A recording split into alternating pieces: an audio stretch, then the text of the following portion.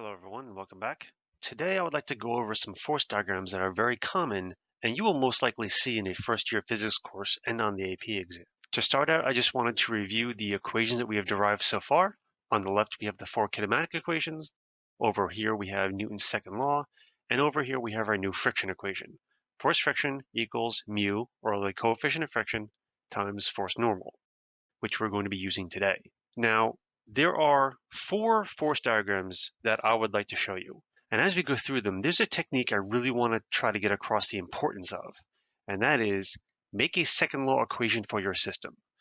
Now, right now, and for most of a first year physics course, your system will entail a single item, which will make some things pretty easy for now. So I'm going to start with a pretty basic system, and that is a system for the elevator. Our target is going to be a single individual. I'll just call this person. And on the left here, I'll put some typical givens. For example, today we're going to assume we have the mass of the object we're looking at. So we have the mass of this person. I am also going to say we have the acceleration of the person. And our goal here is to find force normal. What we're going to start with, and this is going to be pretty common, is if we have the mass and this person is on Earth, which is where the vast majority of the questions that are going to be asked of you are going to be, that means we can get force Earth. So force Earth on person equals mg, mass of the person times g, which is 9.8 newtons per kilogram. We also have force normal. Now, I'm going to pretend the acceleration is upward here. So acceleration is positive, which means force normal would be greater than force Earth. Now, this is the part where making a second law equation is actually very useful.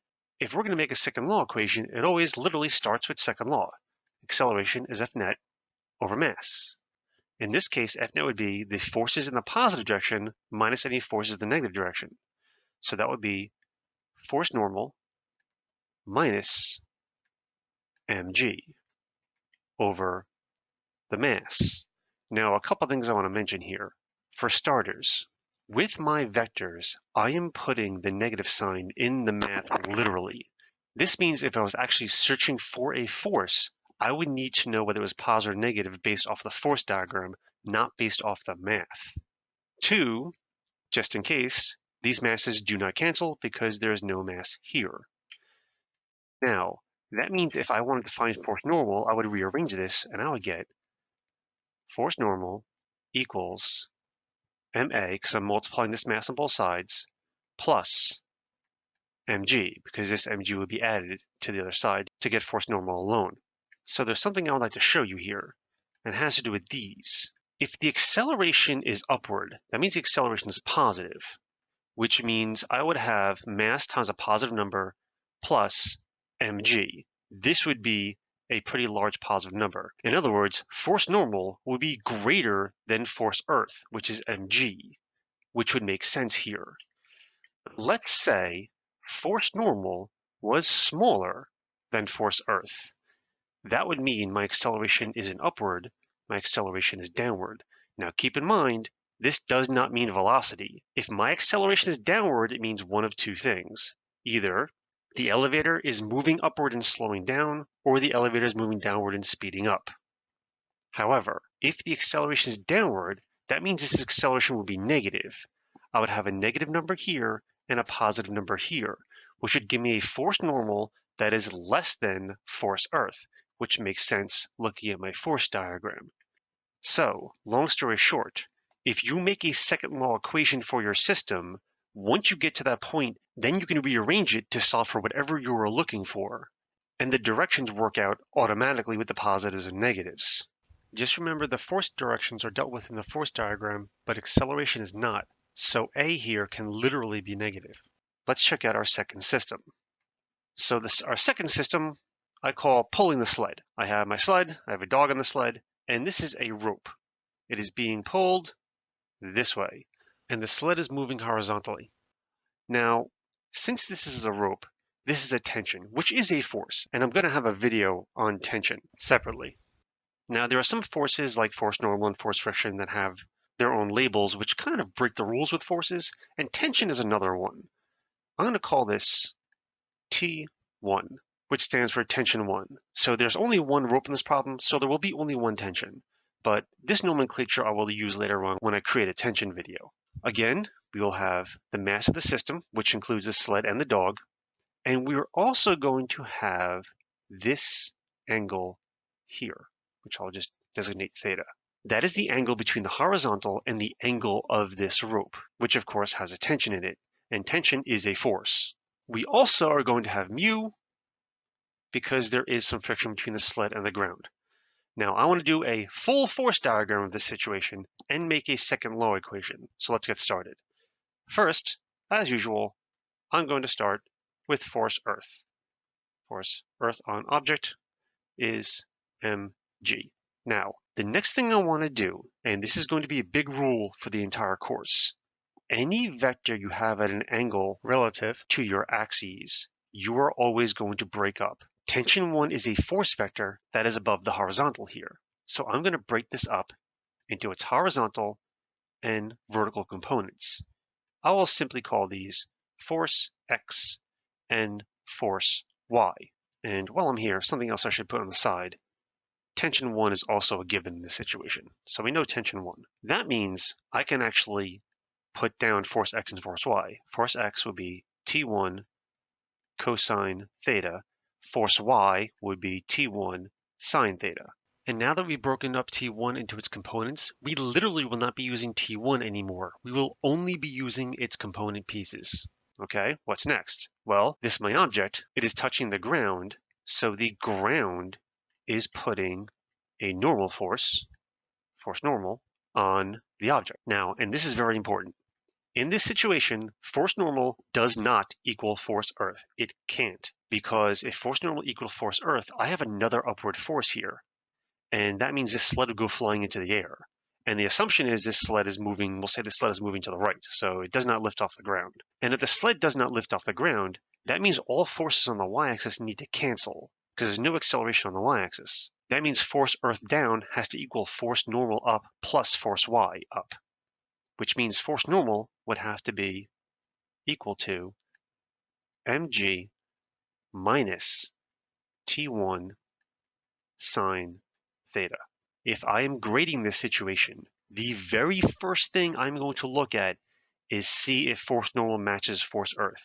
And if it does, whoever created the force diagram does not have an understanding of the situation. So this is being pulled to the right. I have one more force, which is force friction. Force friction, the base formula is mu times force normal. So the actual form in this case would be mu times mg minus T1 sine theta. So this is my full force diagram. Now you could be asked to find anything in this mess. So let's say you had the acceleration and you were asked to find mu. How could you do that? Well, we're going to make a second law equation for the system. Start with acceleration equals F net over mass equals. Now, on the y-axis here, everything canceled. Cancel, cancel, cancel.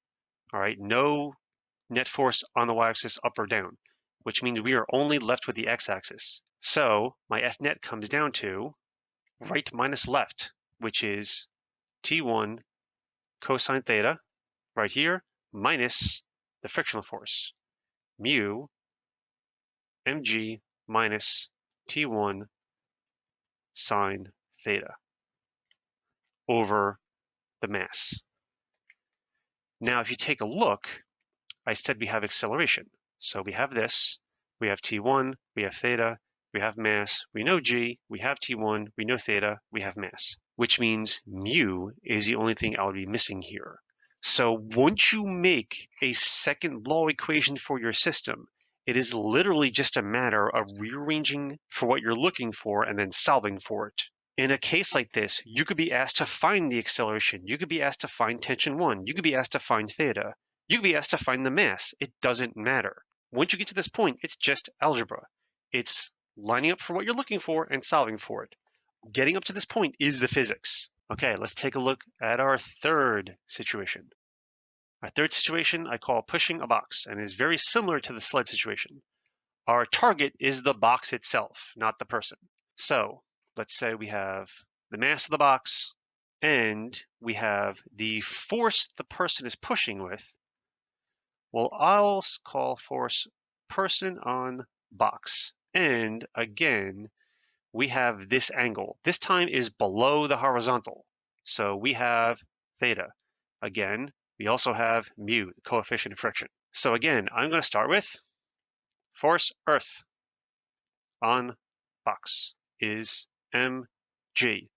Second, I have a vector, a force, that has an angle to my axes. So I will split it up. And I keep forgetting, but we're also given force person on box, the actual force the person is using, which means force X is force person on box cosine theta.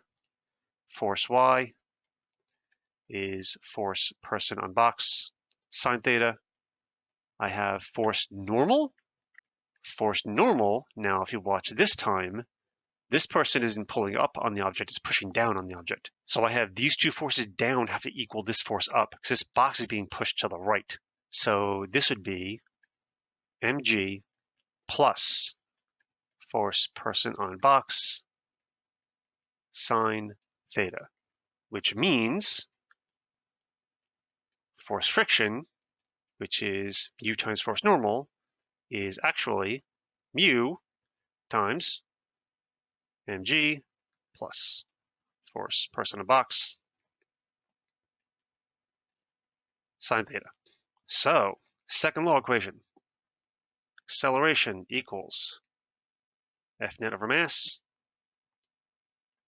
equals, again, everything on the y-axis cancels. This box is being pushed to the right. There's no acceleration on the y-axis, which means I basically have positive minus negative here, right minus left. And again, since we broke up force person on crate, we are not using it. We are only using its components.